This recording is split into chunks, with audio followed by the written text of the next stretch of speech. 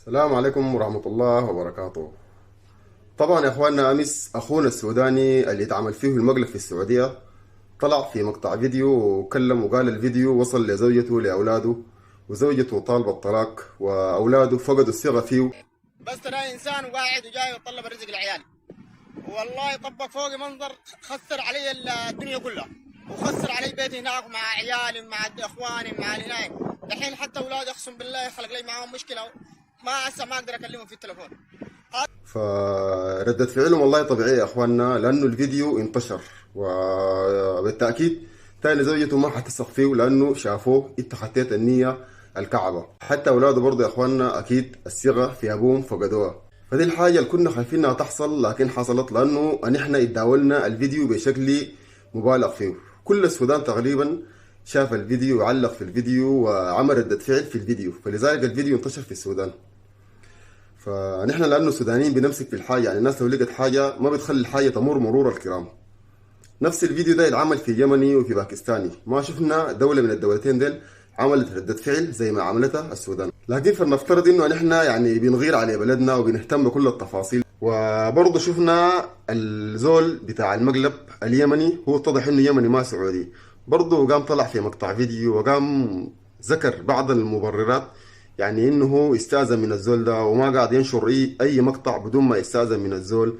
فالمهم قام عرض جزء من بعض المشاهد في خلف الكواليس. وهنا هو قال انا زعلان من الحاجه الغلط. طيب بعضكم ممكن يسال عبد الرحمن ايش هي الحاجه الغلط؟ طبعا انا ما كنت معاهم في السياره ولا كنت داري ايش الموضوع، تمام؟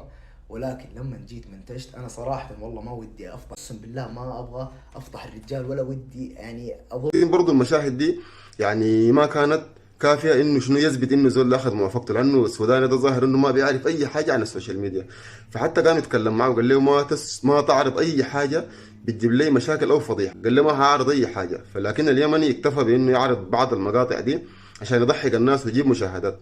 حتى ولو نيته كانت سليمه وما في حاجه، لكن بالتاكيد الفيديو ده عمل له مشاكل. والحاجه السمحه، حكومه السعوديه فتحت تحقيق في أصحاب المقلب، فتم استدعائهم للنيابة، وإن شاء الله حيفتحوا تحقيق معاهم حول القضية دي، وحيستدعوا السوداني برضو عشان ينظروا في القضية دي، لأنه القضية دي يا أخواننا قضية جابت طلاق في البيوت وجابت مشاكل وجابت فضيحة. ودي من الحاجات الممنوعة يعني في كل الدول، إنك تفضح لك زول أو تعمل في زول حاجة بغرض تضحك الناس وتسلي الناس، لكن الحاجة دي تنعكس سلبا على الزول ده، لأنه الناس ما لعبة في يدينك.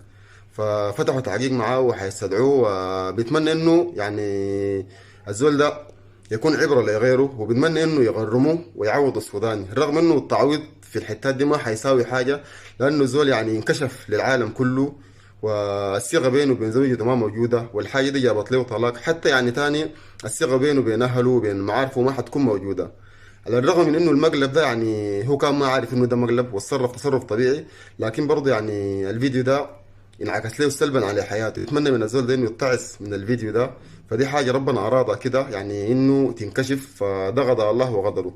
الزول ده يتعظ ويتوب ويواجه الناس انه هو ندمان على الحاجه دي. وبرضه بيتمنى من اصحاب المقالب ما يتخذوا الناس يعني ضحايا او لعبه عشان يسلوا الناس ويجيبوا مشاهدات. ففي النهايه لازم تراعوا للناس، وتراعوا للناس البسيطين جدا.